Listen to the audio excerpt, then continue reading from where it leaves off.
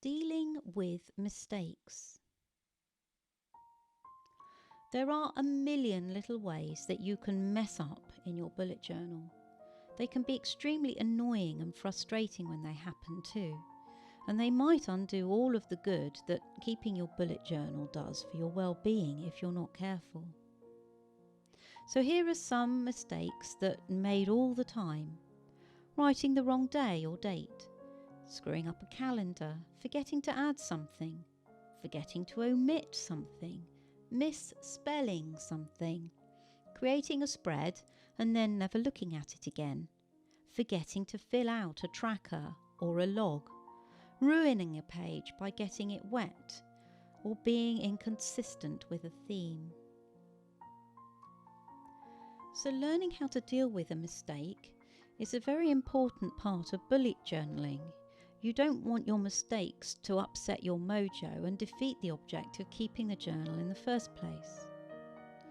So every time I make a mistake in my bullet journal, you have to heave a great sigh and resist the urge to punish yourself.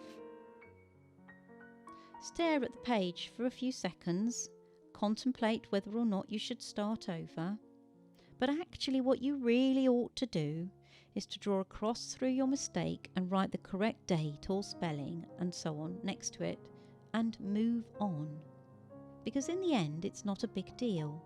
The overall page might be slightly blemished in one or two places, but that's not so bad, is it? Bullet journal mistakes can be seen as a blessing.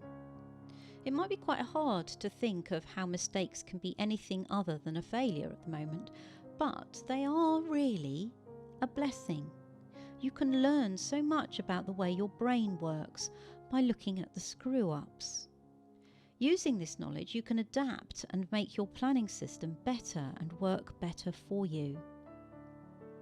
So, for example, if you fail to use a spread, you've put time into drawing out a spread, and it feels rubbish if you realise that you forgot to actually use it. It's easy to think unkind things about yourself for forgetting, but reframe it into an insight into your planning method. Clearly something isn't working, so instead of trying the same thing over and over, try something new, a different spread, something you will remember to use.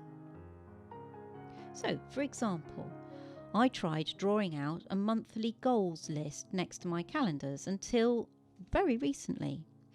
I never looked at those goals until the end of the month, and then it was demoralising to realise that I hadn't looked at them.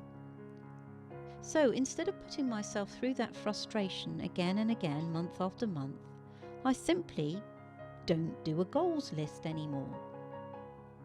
Another example was a failure to follow through on Instagram challenges.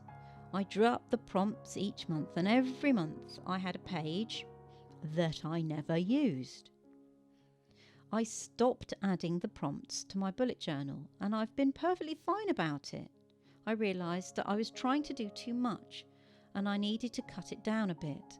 At some point I might add on a few extras, but I'm happy with where I am now. Misspelling and mislabelling things, putting the wrong dates and so on. These little errors aren't a huge deal, but they are annoying when you first realise the mistake. They happen to everyone at some point, and there's no fully getting rid of them forever. But they are good indicators of how well you were paying attention to your hands as you wrote them. Perhaps the mistake happened when you were stressed and worrying about the future or dwelling about something in the past. Either way, these hiccups could point out a desperate need for a hot bath or some meditation perhaps. Try using stickers to cover up the mistake, or just cross it out and move on.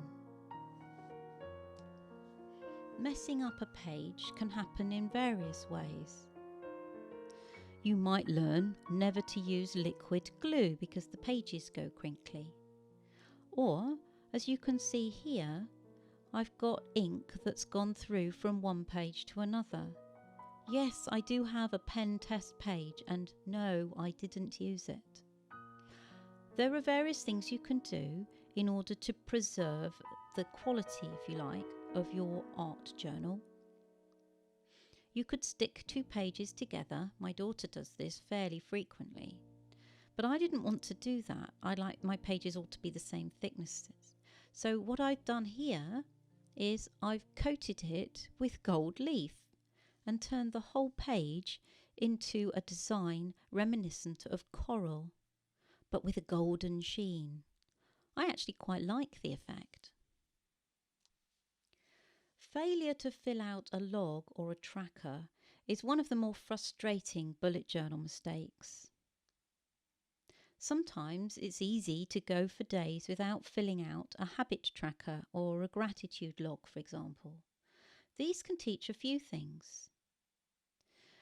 You might need some kind of reminder. A simple fix is to add fill habit tracker and fill gratitude log to your lists of habits. It's not a perfect fix, but it can be quite helpful as a reminder. The second lesson to learn about this is about grace. The idea of your bullet journal is not to beat yourself up for making a mistake. You should accept it as a bump in the road. You have to learn to tell yourself that it's okay to get things wrong or not remember to put things in, and give yourself permission to not be perfect. You mustn't hold yourself to a perfect standard. Do you really need that habit tracker? If it's a stress point, perhaps you shouldn't have it. Comparing your journal to other people's is perhaps a big mistake. There is a saying that says, comparison is the thief of joy. And one thing that everybody does is compare themselves to others. My bullet journal isn't nearly that pretty. Her setup is so much better than mine. I can never make my headers look so cool. This is a horrible habit, and it can lead to low self-worth, negative self-talk, and a mounting fear of starting anything. After all, what's the point of starting your bullet journal if it won't look as good as the one that you saw on Instagram or even this course? Why even try if you're going to fail miserably? It's easy to feel frustrated, but there are a ton of other bullet journalists who has better and worse journals than mine. Take a step back. Why did you start your bullet journal in the first place? Was it to look pretty, or was it to get your life organised? Are there any bits of it you actually really like that you could work on and develop and give yourself a sense of achievement? Sacrificing usability for style, or vice versa, is something that just about every bullet journalist has done at some point. They spend a lot of time making the spread really beautiful, but it just stinks for planning. Or you make it so great that you're afraid to mess it up and you don't really use it. Or you don't have time to make it beautiful, so you don't use it because it doesn't inspire you in any way. Please dress up your bullet journal if you want to. It helps tremendously with staying engaged and interested in your planning. But please don't feel like you must preserve your beautiful journal and use that as an excuse not to plan. Of course, the same works in reverse. You shouldn't let efficiency get in the way of your style. If you enjoy having a lovely decorated journal with lots of unique features, then go to town. Just because it's a planning tool doesn't mean it has to be boring. If you have time to doodle and hand letter in your bullet journal and you enjoy it, go for it. Find the balance that works for you and you can have your cake and eat it too. One of the biggest things that can hold people back in their growth is a refusal to change. Some people tend to use the same pens and the same layout, the same everything, and it can get so boring it leads to stagnation. My advice is simply change things here and there. It doesn't need to be drastic, nor all at once, but over time you should be able to look at your bullet journal and see an evolution.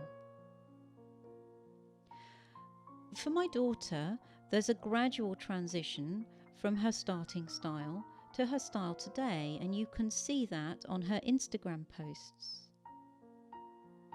She goes through phases of obsessing with different things, brush pens or fonts, layouts or styles, themes, colours.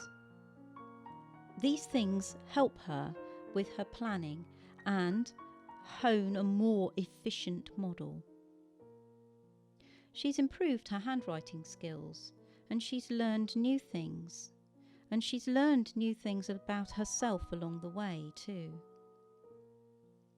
The best way to make the bullet journal work for you in the best way possible is to experiment. Try new methods and new tools. Even if you aren't wild about them, give them a go. Vertical days might be the thing for you if you've done horizontal days all along. And perhaps the fact that the layout has changed might inspire you and surprise you and make your whole system work better. But of course, you won't know until you try.